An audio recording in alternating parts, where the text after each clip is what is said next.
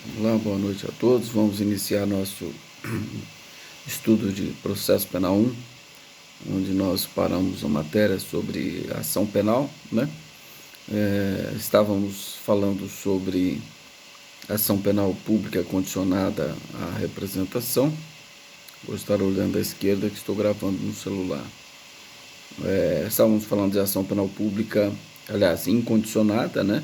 Falamos sobre os princípios, eu exemplifiquei como identificar a ação, e por que ela não depende do condicionamento de quem quer que seja. E hoje nós vamos falar sobre a ação penal pública condicionada à representação, certo? Então, em primeiro lugar, nós temos que saber, já praticamente isso, que tudo que eu vou falar hoje é uma revisão daquilo que eu já falei em inquérito, porque quando eu falei em inquérito eu esgotei praticamente toda a matéria de ação penal. Alguns detalhes só na ação penal privada subsidiária da pública, o resto eu quase que esgotei o assunto todo, né? Mas não vale a pena a gente comentar novamente. Então, como eu sei que trata-se de um crime de ação penal pública condicionada à representação? Quando o legislador assim o quer, assim o faz. Assim o faz de forma expressamente, né? Então, se você for lá no artigo 130 do Código Penal, vai estar escrito lá: somente se procede mediante representação. Então, se você identificou essa frase, que nesse crime somente se procede mediante representação, você está diante de uma ação penal pública condicionada à representação, né? Cuja titularidade é do Ministério Público, estadual ou federal, depende do interesse. Se tem interesse da União ou não. Se tiver interesse da União, competente é a Justiça Federal, Ministério Público Federal.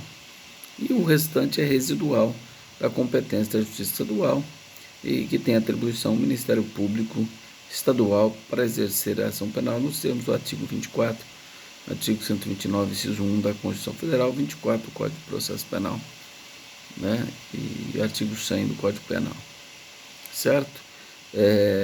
Então, a ação penal pública condicionada à representação. Nós podemos exemplificar vários, né? Lesões corporais leves, culposas, exceto a Lei Maria da Penha, que o Supremo Tribunal Federal entendeu que ela é incondicionada, né? Por exemplo, o crime de ameaça, que é de ação penal pública condicionada à representação, artigo 147. Furto de coisa comum, artigo 156. As hipóteses do artigo 182 do Código Penal, das disposições gerais dos crimes contra o patrimônio, ou seja, se o crime é praticado contra o cônjuge desquitado, né? Nesse caso, a ação penal pública condicionada à representação. Irmão que subtrai bem de irmão, né? Ou o sobrinho com o tio com quem ele coabita. Nós temos o artigo 182 do Código de Processo Penal. É lógico que não pode ter violência ou grave ameaça, ou a vítima não pode ser menor de 60 anos, porque aí o artigo 183 exclui a aplicabilidade do artigo 182, certo? Mas caso contrário, todas as modalidades do artigo 182 trata-se de uma ação penal pública condicionada à representação. Só esqueci de falar o artigo 145, no caso de funcionário público, crime cometido contra ele no exercício da função. É lógico que nós estamos falando de peculato, né? Então, não pode ser na presença do funcionário, porque senão caracterizaria o peculato, essa ofensa à honra, tá? Artigo 331. Né? Nós estamos falando de uma injúria cometida verbalmente, ou, aliás, cometido por escrito, né? Por exemplo, contra o funcionário público. Nesse caso, o Supremo Tribunal Federal entendeu que a hipótese do artigo 145 remete ao artigo 141, inciso 2, ou seja, se o crime é cometido contra funcionário público no exercício da função, nesse caso a legitimidade é concorrente, nos termos da súmula 714 do STF. Tanto pode ser ação penal privada, como pode ser uma ação penal pública condicionada à representação, tá? E mais uma hipótese, só a título de exemplo, de trata-se de ação penal pública condicionada à representação, os crimes contra a propriedade material, artigo 184 do Código de Processo Penal. Uma das hipóteses trata-se de uma ação penal pública condicionada à representação. Tá? Então, não precisaria nem exemplificar, né? Por quê?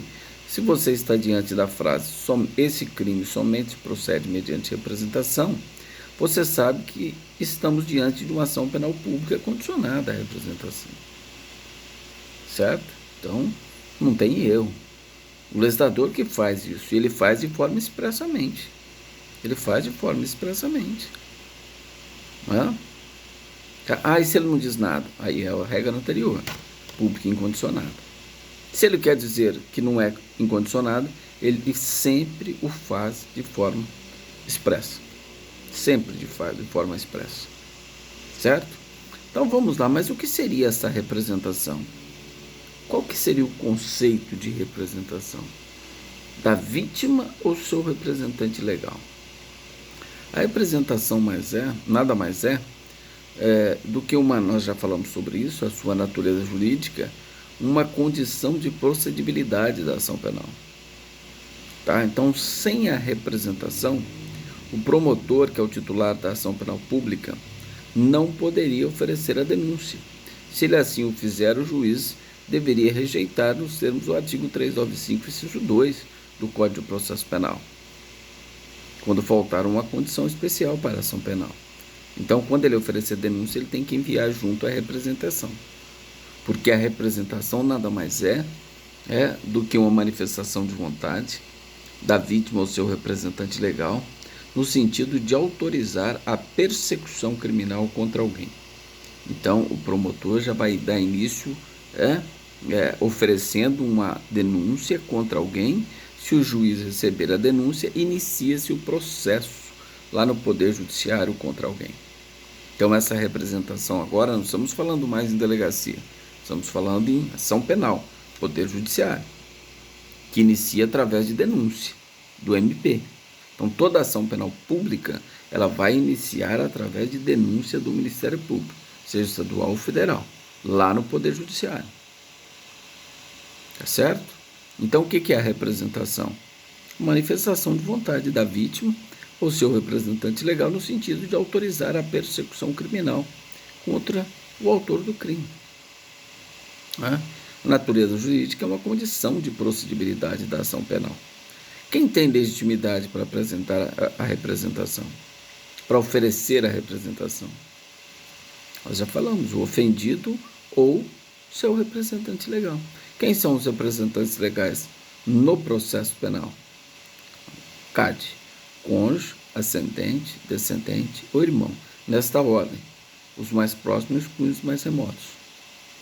Então, o ofendido ou seu representante legal são as pessoas legitimadas a oferecer a representação. Então, se o sujeito é menor de 18 anos, foi vítima de um crime de ação penal pública condicionada à representação, ele vai ter o representante legal. Pode ser o pai, né? O cônjuge, o ascendente, descendente ou irmão. Ou se o sujeito for um incapaz e foi vítima, tem lá o seu tutor, seu curador. São as pessoas legitimadas, então, a propor a representação, certo? Bom, destinatário da representação. Nós já estudamos que a representação ela pode ser feita diretamente ao delegado, requerendo a instalação de inquérito policial através da representação. Mas isso já passou. O que interessa para a gente agora é a representação que pode ser feita perante o Ministério Público. Então, o destinatário da representação, o Ministério Público e o juiz. Se você faz a representação diretamente para o juiz vai requisitar a instalação de inquérito nos termos do artigo 39, salvo engano, parágrafo 4 do artigo 39 do Código de Processo Penal. Se feita perante a autoridade judiciária, esta mandará reduzir a termo e requisitará a instalação de inquérito, ordenará a instalação de inquérito, certo? Agora, se feito diretamente ao Ministério Público, este poderá requerer o arquivamento, né? Se naquela representação ou naquelas peças de informações. Por exemplo, o fato é atípico, o fato não constitui crime, ou não tem indícios de autoria e materialidade, nem é possível conseguir numa investigação, ele requer o arquivamento das peças de informações. Hoje ele ainda requer para o juiz, porque o caput do artigo 28, novo, não está em vigência, está em vigência o antigo, por decisão do ministro Fux. Mas quando tiver em vigência o novo o artigo 28 caput, quem vai determinar o arquivamento é o Ministério Público. O juiz vai sair fora dessa história. Mas ainda, como está na vigência do artigo anterior, o Ministério Público pode requerer ao juiz o arquivamento das peças de informações oferecidas na representação. Ou se naquela representação conter indícios de autoria e materialidade, ele oferece a denúncia. Ou se o crime cuja pena máxima não ultrapassar, a pena mínima, aliás, não ultrapassar 4 anos, pena mínima, não ultrapassar 4 anos e não for praticado com violência ou grave ameaça, o sujeito não for reincidente, o Ministério Público pode oferecer um acordo de não persecução criminal nos termos do artigo 28A, do projeto da lei anticrime. Então, ele oferece uma proposta, um acordo de não persecução criminal, desde que o autor do crime confessa espontaneamente e circunstancialmente a autoria do crime. Aí o Ministério Público propõe um acordo de não persecução criminal, certo?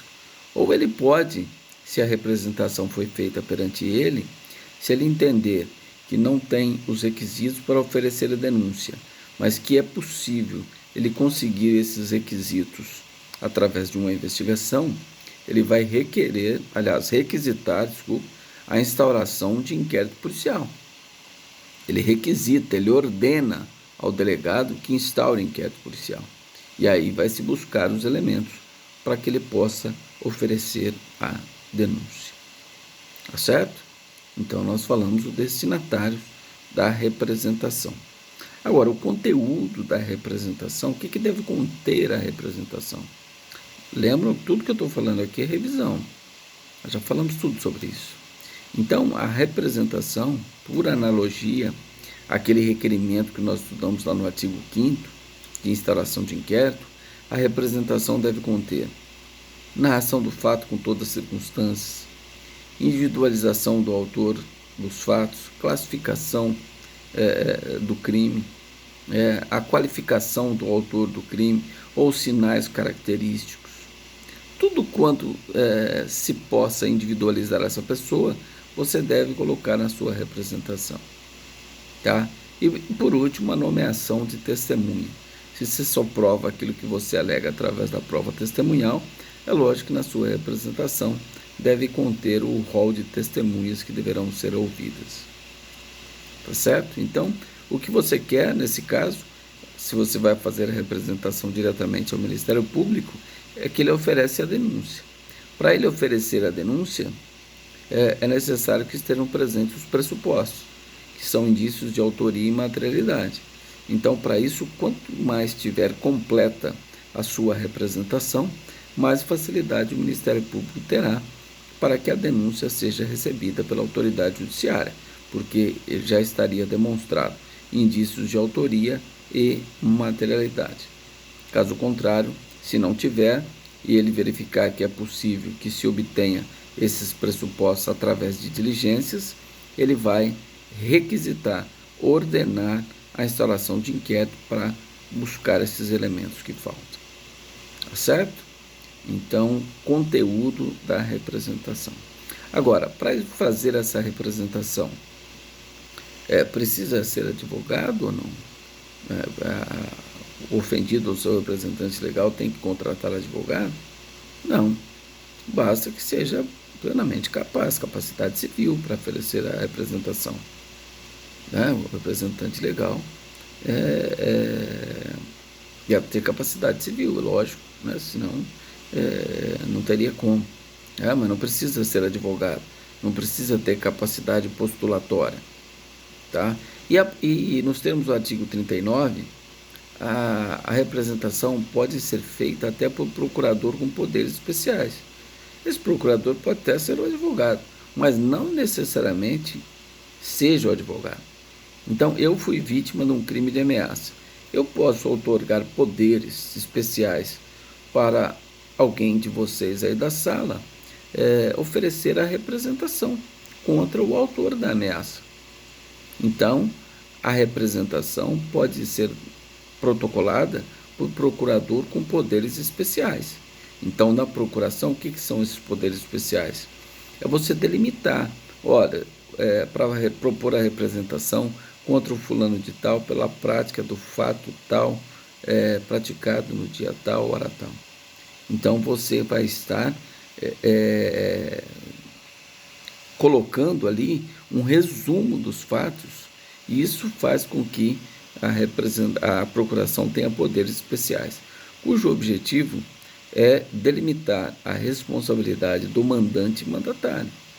De repente, por uma denunciação caluniosa, né? Então é necessário estabelecer de quem seria a responsabilidade do mandante ou do mandatário. Se tem poderes especiais, torna-se inequívoco a responsabilidade da parte, tá certo?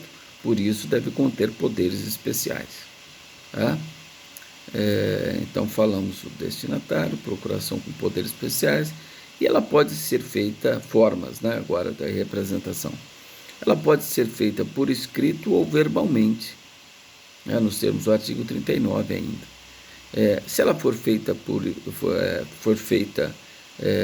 verbalmente, será reduzida a termo e você assinaria como ofendido ou seu representante legal.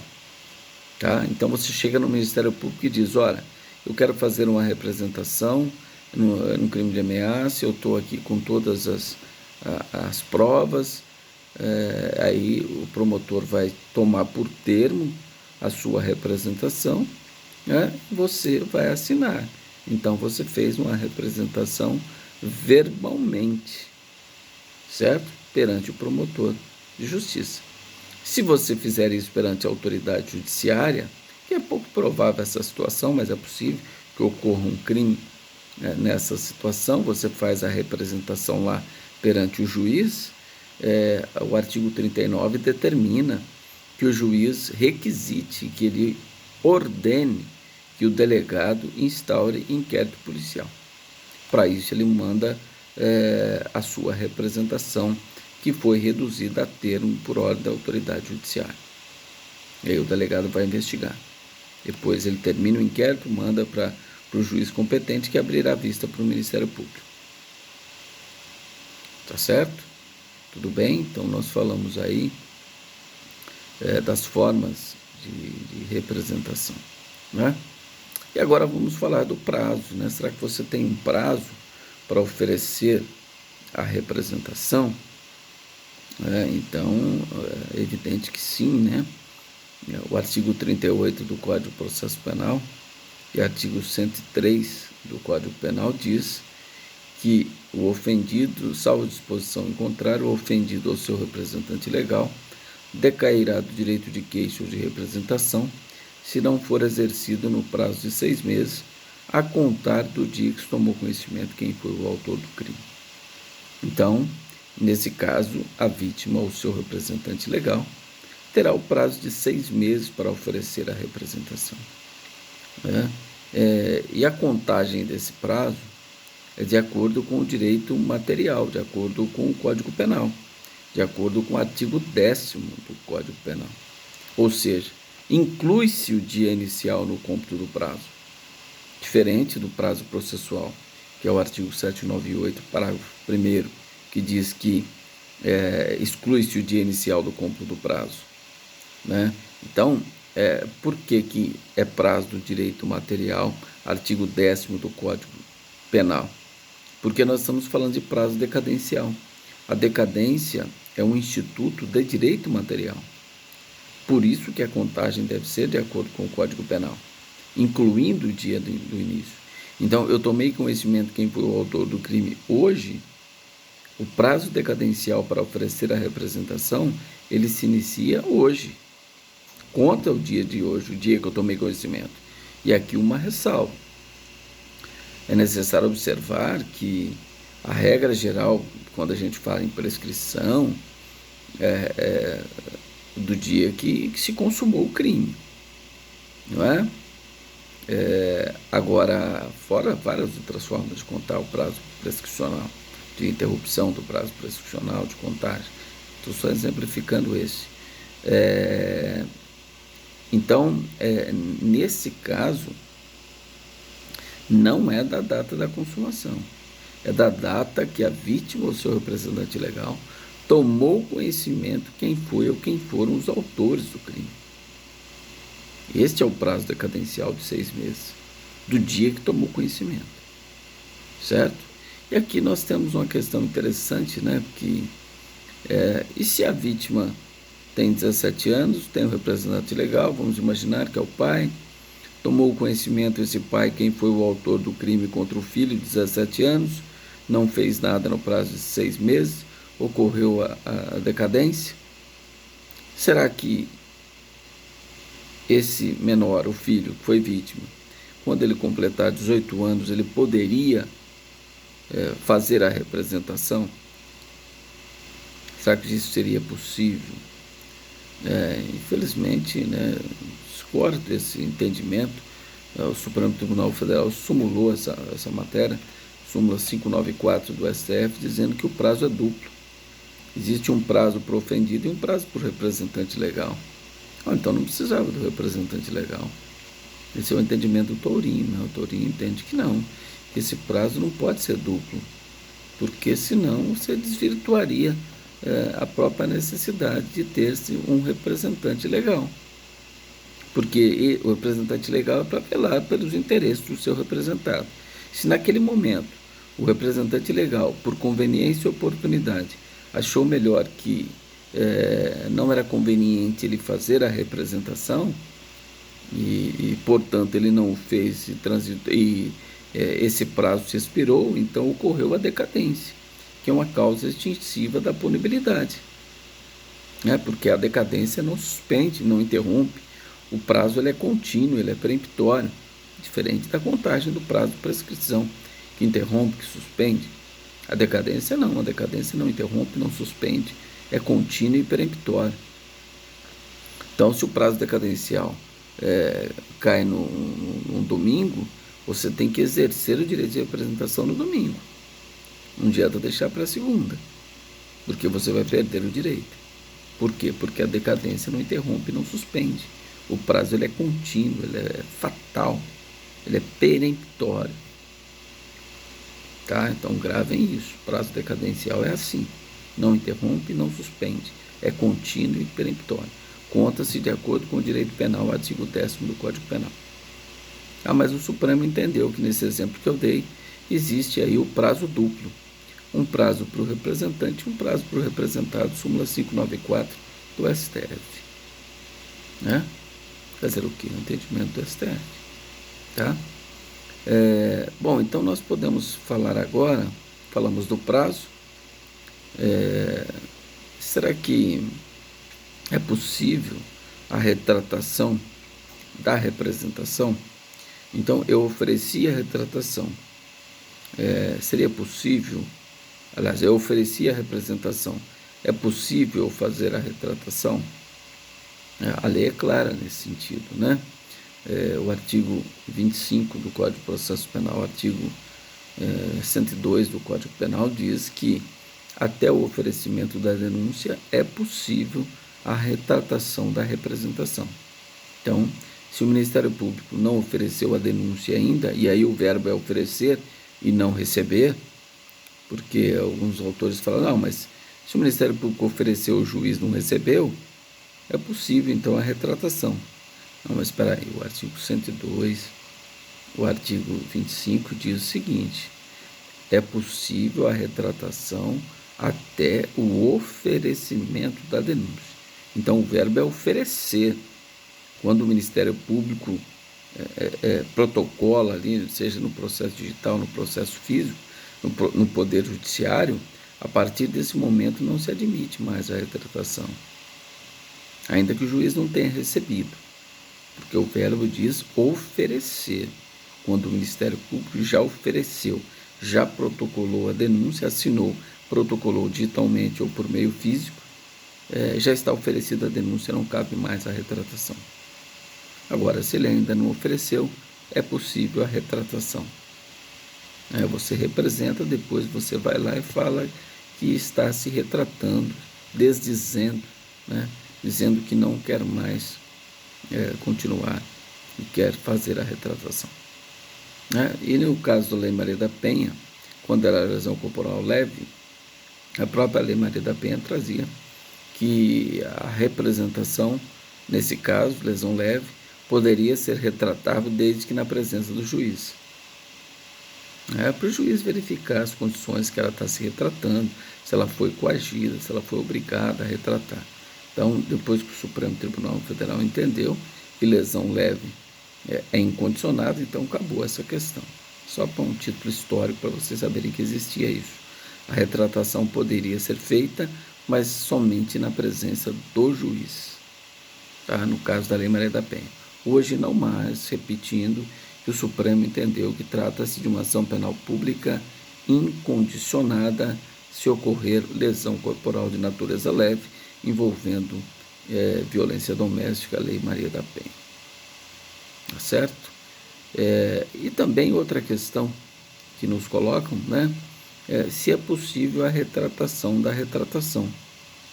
Então, eu faço a representação, protocolo. Depois eu vou lá, o Ministério Público não ofereceu denúncia ainda. Eu faço a retratação, ok. Aí depois eu vou lá e falo que não, eu quero que continue, eu faço a representação. Então isso chama-se o quê? Retratação da retratação. Será que isso seria possível?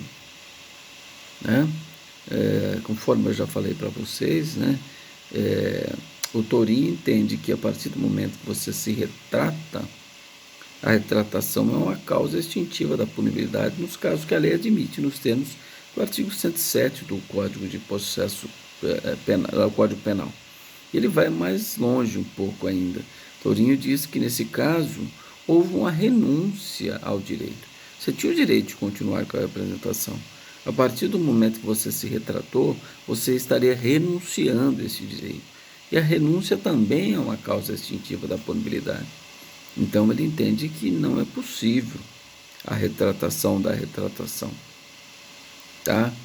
Mas o Supremo Tribunal Federal entende que é possível a retratação da retratação, desde que esteja no prazo decadencial e, logicamente, que o Ministério Público não tenha oferecido a denúncia. Então, você pode ir lá representar, retratar, representar de novo, retratar, representar de novo, que não teria problema algum nos termos de entendimento do Supremo Tribunal Federal, que nos levam a um espalpérreo total aí, um título de até brincadeira com o órgão de persecução criminal do Estado, que deve ser sério nas suas atividades, no seu ofício, Então, mas o Supremo entendeu que pode. Então, é possível a retratação da retratação? É possível, desde que esteja no prazo decadencial de 6 meses e, logicamente, que o Ministério Público não tenha oferecido a denúncia. Certo? Tudo bem? Retratação da retratação. Certo? Bom, eu acho que espero ter falado quase que, se não falei tudo, pelo menos na minha mente aqui, eu acredito que eu falei tudo sobre representação daquilo que é proposto, lógico. Mas indago aí se alguém tem alguma pergunta, já que estou falando bem rápido, porque o cerne dessa questão já foi discutido em sede de inquérito policial, motivo pelo qual estou adiantando um pouco a fala nesses termos que vocês estão aí presenciar. Alguém tem alguma pergunta, alguma dúvida a fazer? Fique à vontade. Tranquilo? Então tá bom, vamos continuar então. Tem alguém? Abriu aí? Pergunta?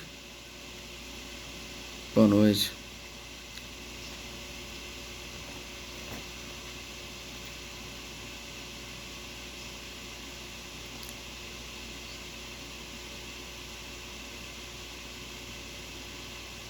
Bom, mas só não entendi a pertinência da pergunta nesse momento. Eu abri para alguém tivesse alguma dúvida sobre a aula de hoje. Depois você me. Não, estou falando sobre ação penal. Não sei se você entrou agora na aula. Não, estou explicando sobre a ação penal pública condicionada à representação. Falei 30 minutos sobre a ação penal pública condicionada à representação. Em nenhum momento eu falei de prova. Mas tudo bem, você me procura em particular e alega a sua situação em particular que eu vou analisar. Ok? Tudo bem? Não, tranquilo, não há de quê. Só para a gente não perder o raciocínio aqui, tá bom? Mas me fala em particular que eu vou analisar a sua situação. Tá? Então vamos lá. Vamos falar da ação penal pública condicionada à requisição do ministro da Justiça. Então, é uma ação de pouca utilização, porque nós temos, eu já vou exemplificar, crimes contra a honra cometidos contra o presidente da República ou chefe de governo estrangeiro. Mas como que eu identifico? Como que eu sei que trata-se de uma ação penal pública condicionada à requisição do ministro da Justiça? Bom, como que eu sei? Eu já falei, se o legislador quer dizer que não se trata de uma ação penal pública incondicionada, ele o faz expressamente. Então, se você for lá no artigo 145, ele vai remeter à hipótese do artigo 141, inciso 1 do Código Penal e dizer, olha, naquela hipótese do artigo 141, inciso 1, ou seja, crime cometido contra o presidente da República ou chefe de governo estrangeiro, depende de requisição do ministro da Justiça. Então, nós sabemos que trata-se de uma ação penal pública condicionada à requisição do ministro da Justiça. Certo? Então, se está escrito lá, somente se procede mediante requisição do ministro da Justiça, eu sei que se trata de uma ação penal pública condicionada à requisição do ministro. A titularidade vai ser do Ministério Público, aí nesse caso o Ministério Público Federal, Procurador-Geral de Justiça da República, Procurador-Geral da República. Então, somente se procede mediante requisição do ministro da Justiça. Essa é a frase técnica para você identificar. Então, a exemplo do artigo 145, que remete ao artigo 141, inciso 1 do Código Penal, crime cometido contra a honra contra o presidente da República ou chefe de governo estrangeiro. Certo? E a natureza jurídica dessa requisição nada mais conforme já explicado, uma condição de procedibilidade também da ação penal. Sem a requisição do ministro, o procurador-geral não tem como oferecer denúncia sem a requisição do ministro da Justiça se alguém ofender a honra do presidente da República. Então, a requisição do ministro da Justiça é uma condição de procedibilidade da ação penal. Essa é a natureza jurídica da requisição do ministro da Justiça. Certo? E conceituando essa requisição, o que seria a requisição? Nós também poderíamos dizer que trata de um ato administrativo, formal, irrevogável, irretratável, incondicional, praticado pelo ministro da Justiça, no sentido de autorizar a persecução criminal contra alguém. Ou seja, quando eu falo persecução criminal, estou falando tanto na esfera extrajudicial como na esfera judicial. Persecução penal do Estado. E aqui nós estamos falando de competência federal, então a persecução da União, que é através dos seus órgãos. Certo? Então, poderíamos assim definir a requisição. Agora, se vocês me perguntarem, presta atenção, se vocês me perguntarem assim, mas a requisição tem força obrigatória? Já que o destinatário, vamos antecipar isso já no estudo, o destinatário da requisição do ministro da Justiça é o Procurador-Geral da República. Será que quando o ministro da Justiça ofendeu a honra do presidente, do Bolsonaro, ofendeu a honra, lógico, se tiver motivação política, pode até caracterizar crime contra a segurança nacional, salvo engano, Lei 7.170 de 2083, salvo engano. A Lei Crimes contra a Segurança Nacional. Aqui não, aqui um puro e simples crime contra a honra contra o presidente da República. Tá? Destinatário, Procurador-Geral da República. Mas será que essa requisição feita pelo ministro da Justiça, ela tem força obrigatória? Ela obriga o Procurador-Geral a oferecer a denúncia? Não, de forma alguma. Ela não tem força obrigatória. O Ministério Público, aí nós estamos falando do chefe do Ministério Público Federal, né, que é o Procurador-Geral da República, e se fosse no âmbito estadual também é a mesma coisa, ele como órgão máximo, titular da ação penal pública, que a Constituição assim o elegeu no artigo 129, inciso 1 da Constituição Federal, ele que tem a dominio litis, ele que tem a opinio de litis, ele que é o formador de opinião. Lembram do exemplo anterior na ação que eu disse? O que ele pode fazer quando ele recebe a representação lá? E aqui, quando ele recebe a requisição, o que ele pode fazer? Ele pode, primeiro, se aquela requisição conter indícios de autoria e materialidade, pelo princípio da obrigatoriedade, ele é obrigado a oferecer denúncia. Ele não tem essa conveniência e oportunidade. Se tiver presente indício de autoria e materialidade, mas é ele que analisa. Ele já oferece a denúncia, ele tem o dever de oferecer a denúncia pelo princípio da obrigatoriedade. Mas ele pode dizer, pouco provável esse exemplo, né? Mas ele pode dizer ao Procurador-Geral da República, olha, mas isso aqui nem crime não é, o ministro da Justiça está falando um punhado de besteira aqui, nem crime não é. Ele requer arquivamento daquelas peças de informações. Certo? Ou ele pode falar, olha, mas essa requisição está incompleta, que não está provado aí a participação ou os indícios de autoria. Materialidade eu até entendo que está, mas eu preciso de uma investigação. Aí o que ele faz? O Procurador-Geral da República, ele vai ordenar, através de uma requisição dele, que o delegado da Polícia Federal instaure inquérito policial para investigar e buscar os elementos que lhe falte, quais sejam indícios de autoria e materialidade. Então o delegado vai fazer as diligências, terminou o inquérito policial, o juiz competente volta ao Procurador-Geral da República e este vai verificar se agora ele tem condição de oferecer a denúncia, ou ele vai requerer o arquivamento, ou ele vai requerer até novas diligências ainda. Certo?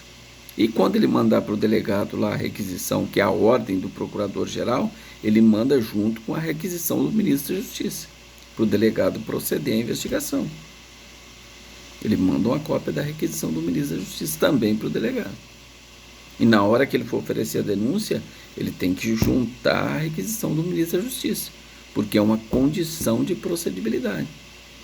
Se ela não estiver junto com a denúncia, o juiz pode não receber e rejeitar por faltar uma das condições especiais que a lei exige no termo do artigo 3952 do Código de Processo Penal, que são uma das causas de rejeição da denúncia ou da queixa.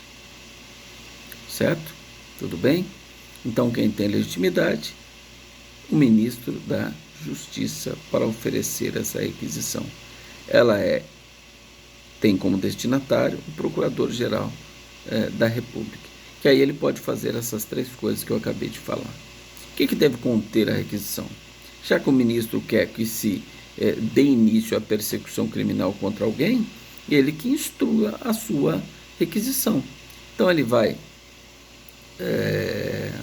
narrar o fato com todas as circunstâncias, analogicamente o que diz lá no artigo 5º, parágrafo, primeiro, se eu não me engano, do Código de Processo Penal. Narrar o fato com todas as circunstâncias, individualização, classificação do crime, individualização do autor do crime, sinais característicos, ou se for o caso, nomeação das testemunhas. Esse é o conteúdo da requisição, já que ele quer que haja uma ação penal contra aquela pessoa ao qual ele diz cometeu um crime contra o presidente da República ou o chefe de governo estrangeiro, ele deverá necessariamente instruí-la, né? Para que se possa, desde de início, o procurador já direto oferecer a denúncia. Ou se não, pelo menos ele deu os elementos que ele tem, e se o Procurador-Geral da República achar que não tem todos os elementos, ele ordena que o delegado da Polícia Federal instaure um inquérito policial. Certo? Tudo bem? Bom, mas será que tem prazo para isso? Será que qual que é o prazo para exercer, para o ministro exercer essa requisição? A representação é 6 meses. Mas e a requisição? Será que tem prazo? Ou não tem prazo? Vocês lembram? Alguém lembra? Vocês estão assistindo a aula aí ou parece que eu estou falando sozinho aí? Vamos lá.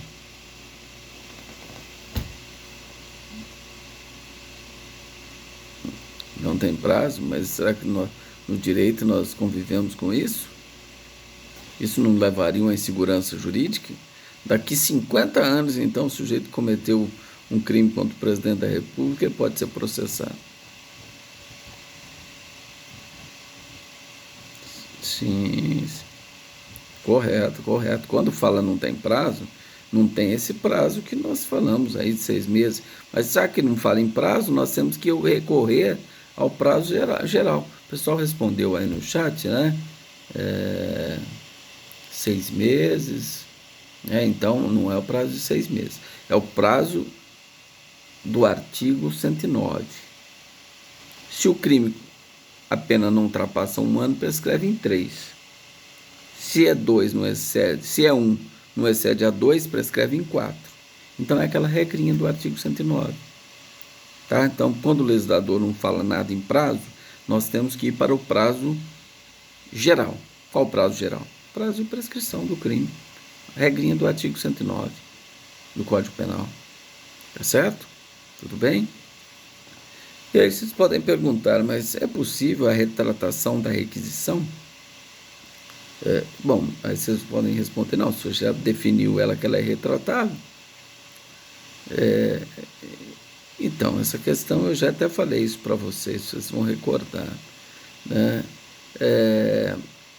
Entende-se que ela, de forma majoritária, que ela é irretratável, mesmo pela importância da autoridade que faz essa requisição, né? Eu fiz, agora não quero mais, estou me retratando, antes do oferecimento da denúncia, seria possível. Então, a primeira argumentação,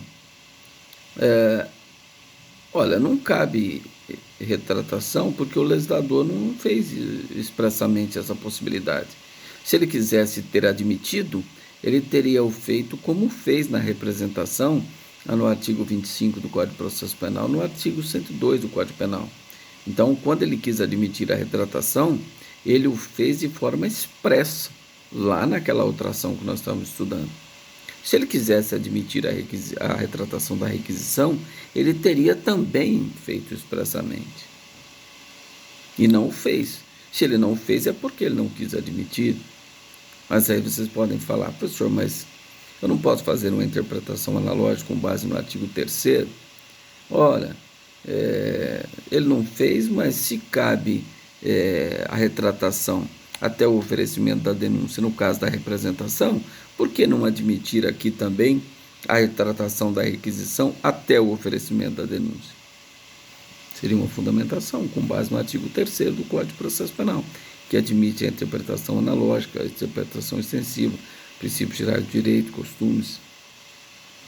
É o artigo 3º do Código de Processo Penal.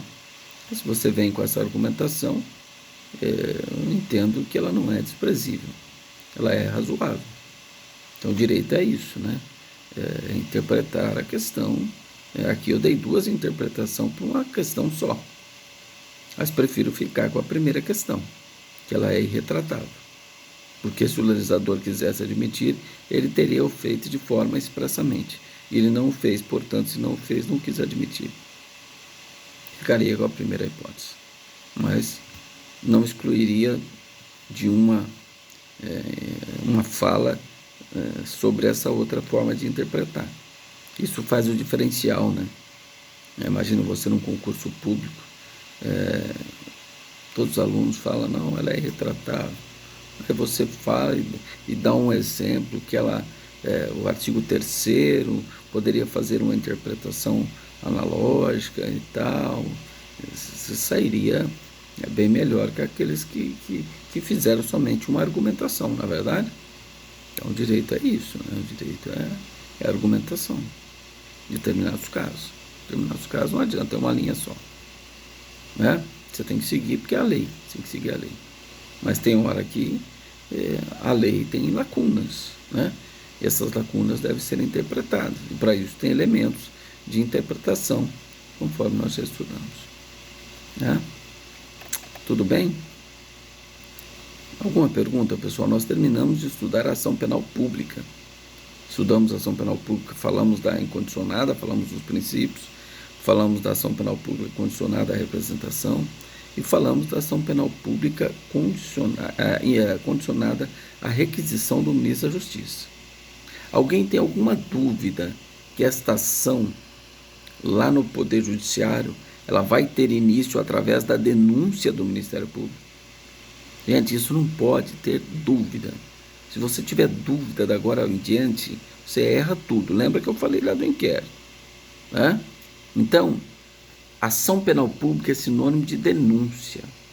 Ela vai ser iniciada com a denúncia do promotor no âmbito estadual ou procurador da República, que é o mesmo promotor, só que atua lá na Justiça Federal, faz a mesma função, mas tem outro nome, tá? Ele é o titular, nos termos do artigo 24 do Código de Processo Penal, nos termos do artigo 129, inciso 1 da Constituição Federal.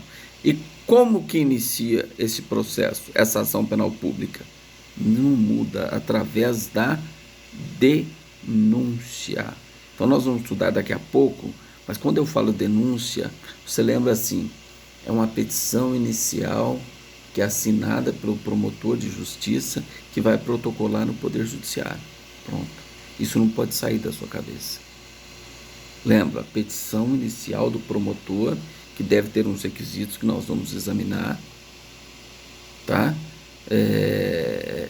Que é protocolada pelo promotor, e o juiz recebendo, o sujeito vira réu e começa um processo no Poder Judiciário contra ele.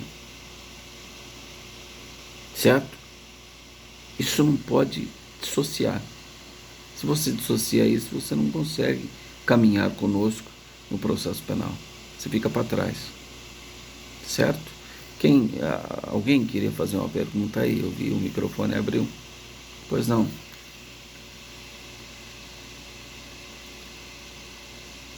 Pois não.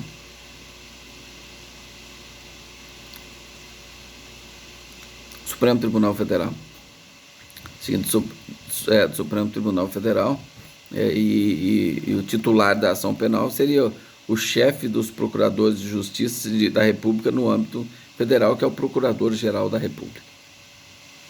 É o chefão da ação penal quando tem interesse da União, né? Tá bom? Por nada.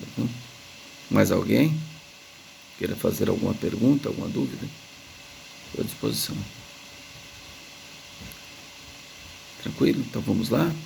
Então vamos iniciar agora o estudo da ação penal privada, mas antes disso, já comentei isso, mas é bom comentar novamente, alguns princípios que norteiam a aplicabilidade da ação penal privada, né?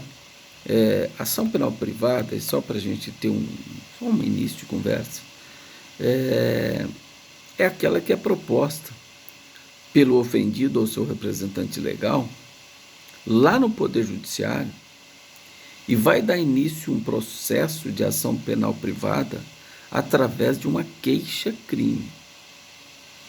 Então, uma ação penal privada que vai ter início lá no Poder Judiciário, cuja peça inicial, né, dela é a queixa-crime, que, se recebida pelo juiz, a parte contrária vai tornar réu, vai ser o querelado, vai iniciar um processo contra o autor do crime.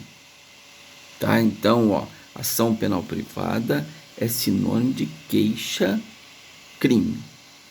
Ação penal privada, queixa-crime. Ação penal pública, denúncia do promotor. Ação penal privada, queixa-crime de quem? Do ofendido ou seu representante legal. Então, isso já vai ficando claro na mente de vocês. Certo? Então, vamos falar os princípios. Falamos na ação penal pública, eu fiz uma análise dos dois, mas vamos voltar aqui a exemplificar. O primeiro dele é o princípio da conveniência e oportunidade. Então, lá nós vimos lá na ação penal pública que, se presentes os requisitos, indícios de autoria e materialidade, o promotor não tem a discricionalidade, ele é obrigado a oferecer a denúncia. Diante de indícios de autoria e materialidade comprovado, o Ministério Público, pelo princípio da obrigatoriedade, ele tem que oferecer a denúncia, sob pena de caracterizar a prevaricação. Caracterizar a prevaricação, 319, deixar de praticar um ato de ofício por interesse ou sentimento pessoal. Na falta de sentimento ou interesse pessoal, no mínimo, caracterizaria uma falta disciplinar. Tá certo? Então, olha a importância disso aí. Lá é a obrigatoriedade. E aqui? Aqui nós temos a conveniência e oportunidade. Então, imagine, vamos dar um exemplo. Um aluno aí da sala ofende a minha honra. Tá? Ofendeu a minha honra. Bom, o Estado vai ficar inerte. Ele deixa a meu critério, no prazo que nós vamos ver, para que eu possa movimentar a persecução criminal para processar alguém oferecendo uma queixa-crime, ou conforme nós já estudamos, apresentando um requerimento de instalação de inquérito policial. Mas o Estado não vai agir de ofício. Isso é conveniência e oportunidade. Sou eu que vou escolher o que é melhor. Ah, não, mas foi um aluno, eu tenho 50 alunos. Se eu entrar com ação, aí pode ser que eu não vou ter como dar aula para essa sala, não vai ficar legal. Eu vou deixar quieto isso aí, não vou entrar com ação contra o aluno. Eu tenho a conveniência e a oportunidade de escolher isso. Isso se chama o que? O streptus iudice. Talvez o escândalo do processo poderia ser mais prejudicial do que o sujeito ficar impune. Isso acontecia muito quando o estupro, era a regra geral, era ação penal privada, artigo 225. Então, às vezes, para a vítima que foi estuprada, né, era preferível, fora dos casos que resulta lesão corporal grave ou morte, que é incondicionada, né, estupro qualificado pelo resultado. Estou falando quando não resultava lesão corporal grave ou morte. Nesse caso, era ação penal privada. Então, às vezes, para a mulher, era melhor para ela deixar o ofensor impune do que sujeitar ao escândalo que aquele processo poderia advir na sua vida. A repercussão poderia ser mais prejudicial do que o próprio estupro. Isso é uma visão técnica, né? Não é uma visão individual minha, estou falando uma visão técnica, lógico. Por quê? Ela ia ter que contar tudo o que aconteceu perante o delegado, cheio de escrivão, cheio de investigador.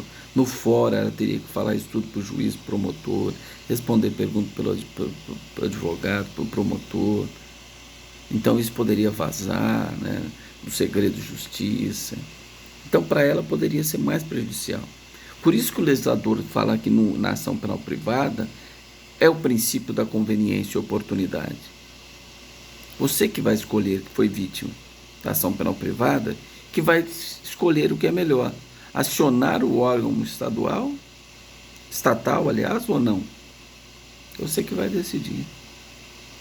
Tá certo? Então, isso é o princípio da conveniência e oportunidade, se contrapõe ao princípio da obrigatoriedade na ação penal pública. Certo? E outro princípio também é o princípio da disponibilidade da ação penal privada.